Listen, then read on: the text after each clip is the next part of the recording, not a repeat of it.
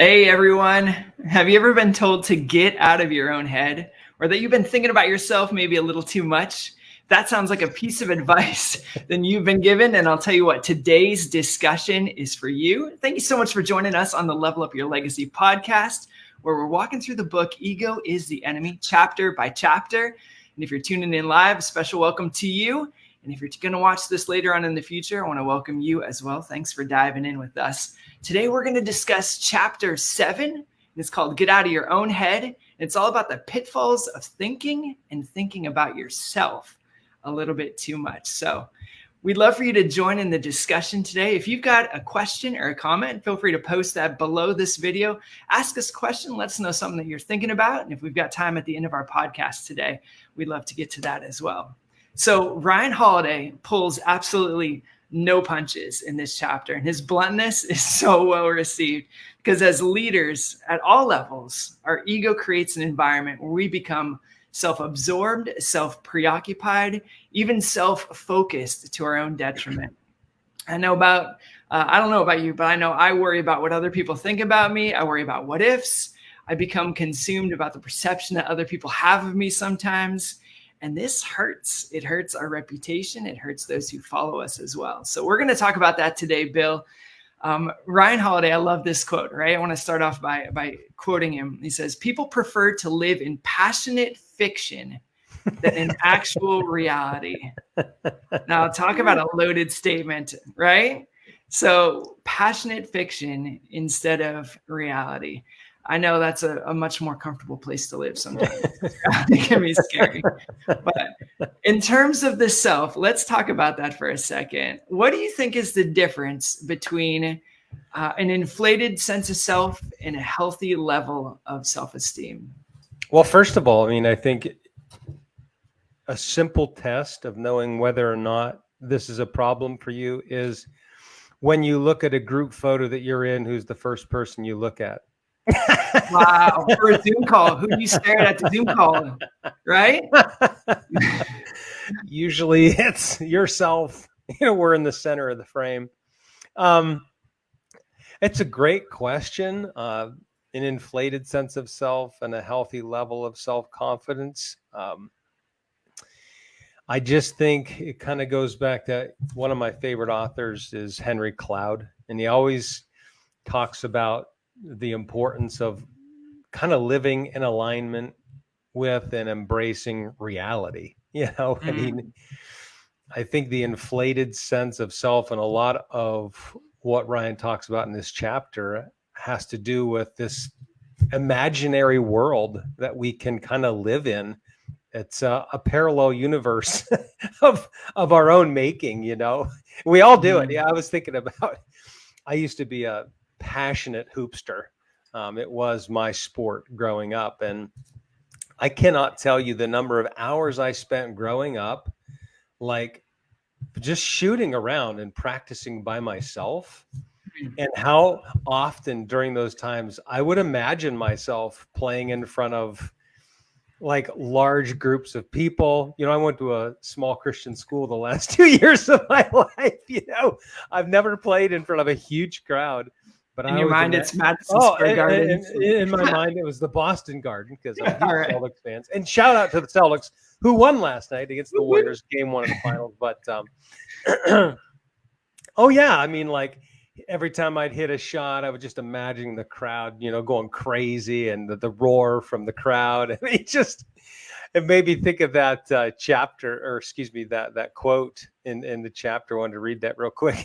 David Elkind has famously researched adolescence is marked by a phenomenon known as the imaginary audience. And I was like, yep, that's me. I've been there.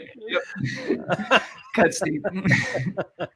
And then this quote, he said, even as adults, we're susceptible to this fantasy. During a harmless walk down the street, we plug in some headphones, and all of a sudden there's a soundtrack. We flip up our jacket collar and consider briefly how cool we must look. We replay the successful meeting we're heading toward in our head. The crowds part as we pass. We're fearless warriors on our way to the top. It is so funny. And true, sadly. Autobiographical. Yeah, I mean, I've done it so much.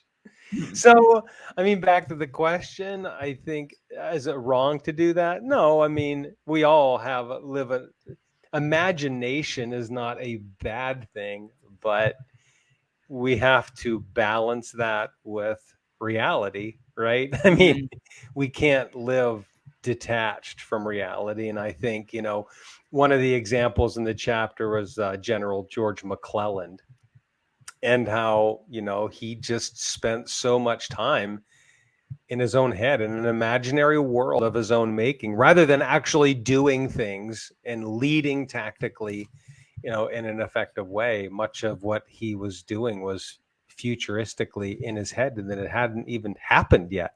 But yet he was living as if the things that he were imagining were happening in real time. Wow.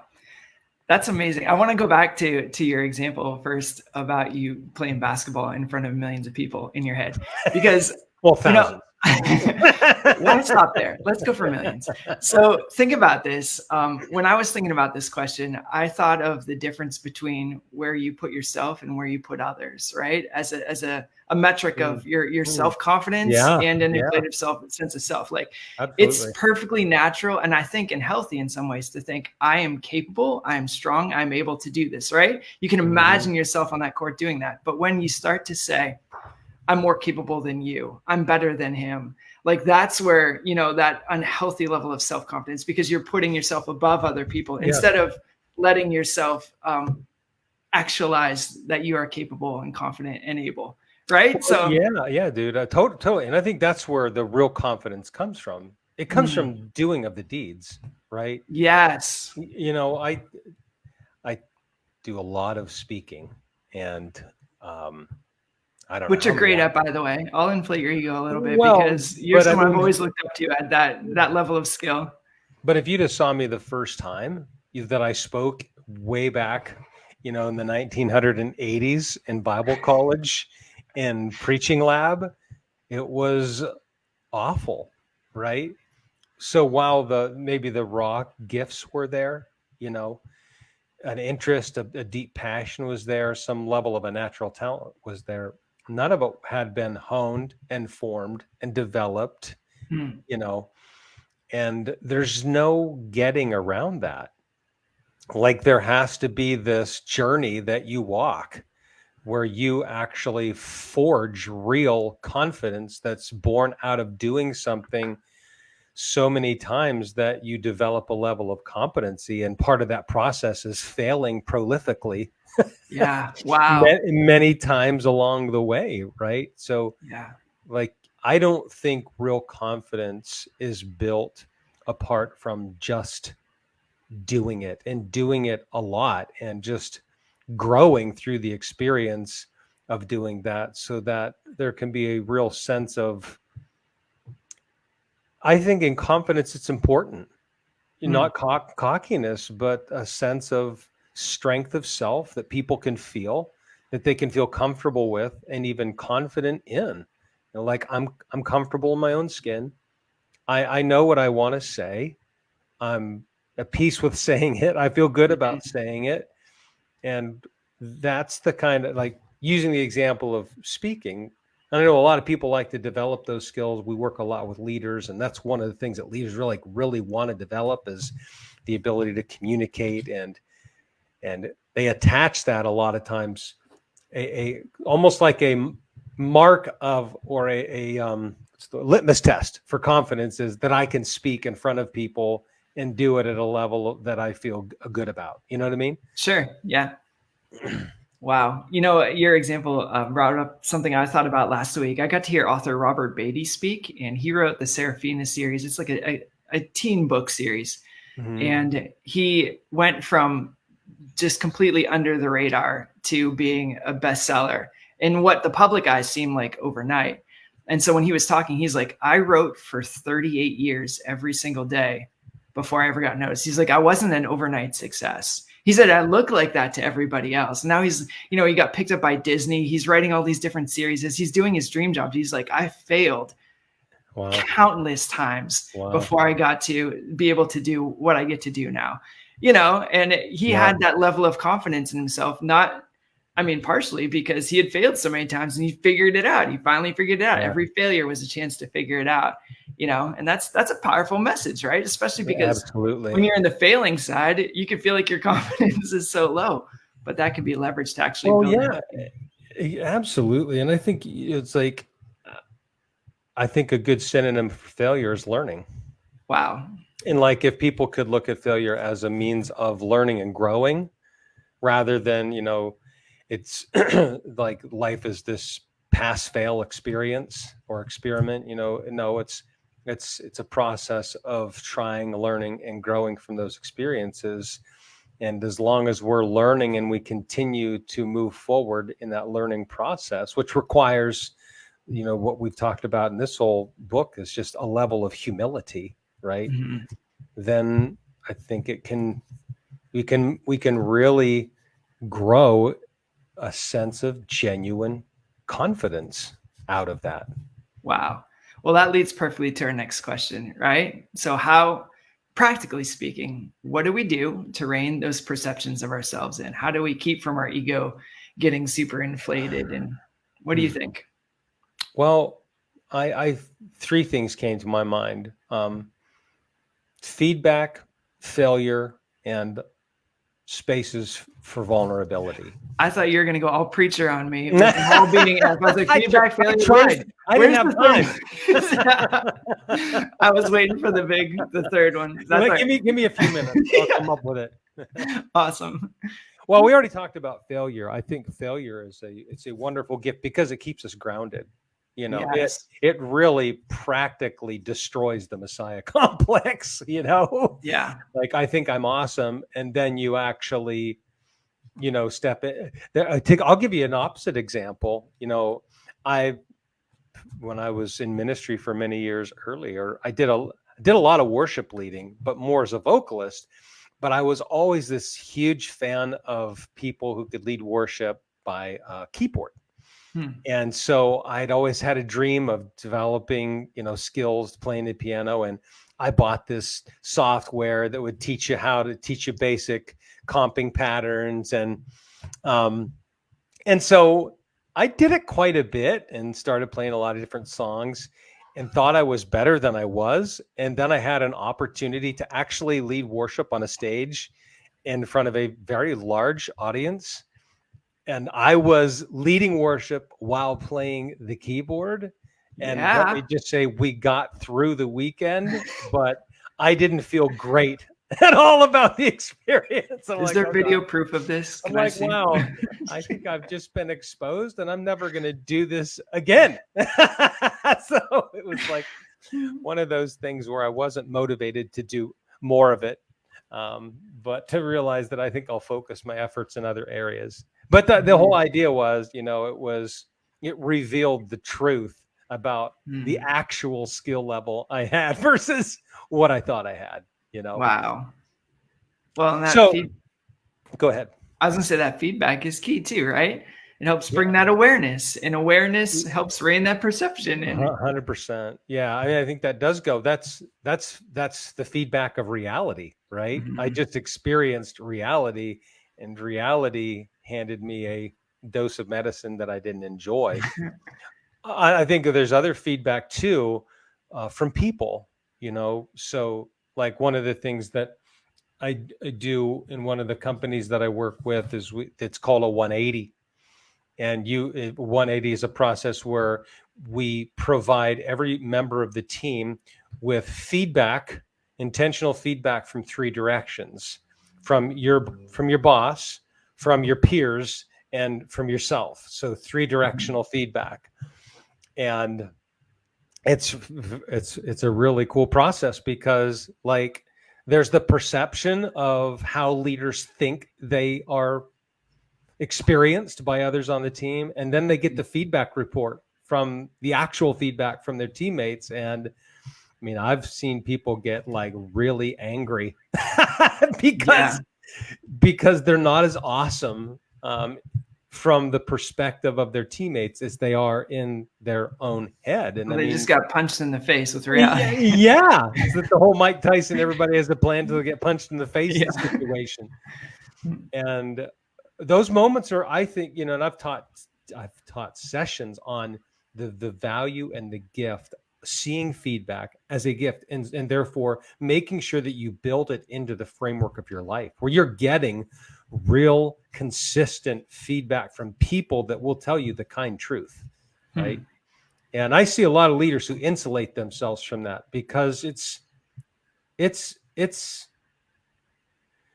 medicine that doesn't feel real good going down. It's like when my dad, when I was a really young kid, when I would get a cut and I would have to go and he would put this pink stuff called methylate on the cut. And it's not, what's the stuff you put on it now? It doesn't hurt. Neosporin or Bactine or any of that. Yeah, that stuff doesn't hurt. Methylate. Yeah. Oh man, it just stung like you couldn't let you know it believe was there. I'm like, no, but it was like the thing I needed. It was the medicine I needed, and like feedback from other people that'll tell you the kind truth. I mean, I think you want people in your life who aren't going to crush you with the truth, but they're not going to shy away from the truth either. They're going to tell you the truth because they care about you. And hey, if you can't find that, then even get feedback even from your enemies, or from people that don't wish for your best, because at least you can filter through that and throw away the bones, keep the meat, and learn from reality, from other people's perspective, because how we're perceived or experienced matters. That's reality for other people. Yeah, I agree. And then when that feedback comes, don't run from it or sugarcoat it or fight the temptation to not sit in it. You know what I mean? Like I personally run from anything that's uncomfortable, right? And I think one of the greatest ways I can keep my ego in check is when that negative feedback comes, or when I'm feeling that check in my spirit, to sit in my dirty diapers for a little bit. Yeah, dude. Learn from it and not run from it and not fake that I'm fine with it. You know what I mean? Yeah. No, I totally agree with that. There's almost just like own it and live in the reality of how that feels. Because until you do that, I don't think you're truly humbled in an appropriate and healthy way to where you can really grow and emerge differently from that experience. And that kind of leads to the third thing, where having those safe, authentic spaces where you have a few people in your life that you can just be completely transparent with, and they know the real you. They know you beyond the Facebook picture version of you, with all the happy pictures and the little social media bites that always position us as wonderful and awesome. The podcast version of us. Let me just say it that way. But who know you way beyond that? Who know your failures, your weaknesses, your brokenness, the skeletons. I think that's critical and vital for any human being, that there's the space that we're completely known and safe in, and that we can be completely ourselves in. And I think that is just another real key vital discipline in leaders' lives that keep them grounded and appropriately small, but at the same time, not shamed, but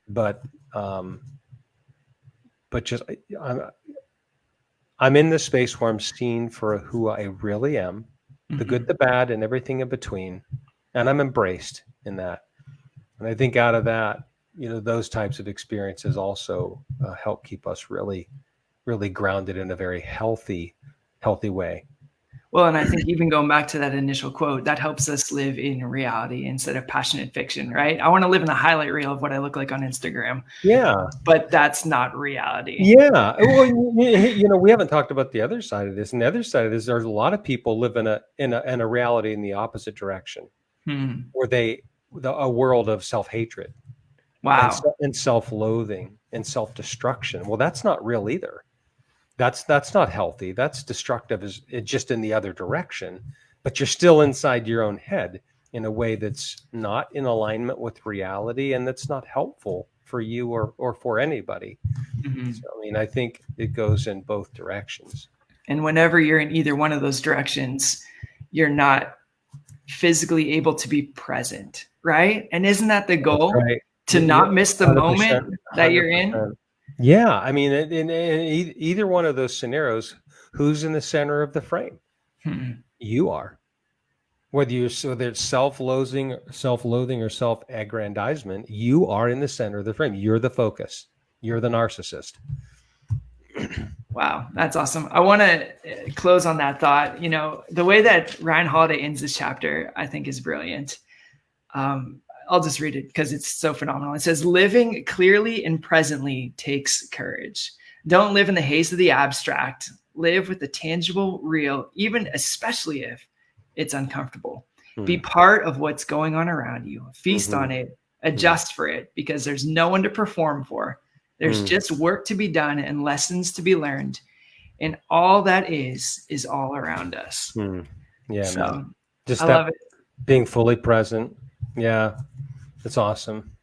All right. Well, we are going to say so long. Thank you so much for tuning in to the Level Up Your Legacy live stream. If you want to catch some of our past live streams, make sure you go to our website at billcoxcoaching.com. We're trying to bring a chapter a week, and we hope you've enjoyed our discussion. And until next time, we'll see you soon. Thanks for tuning in.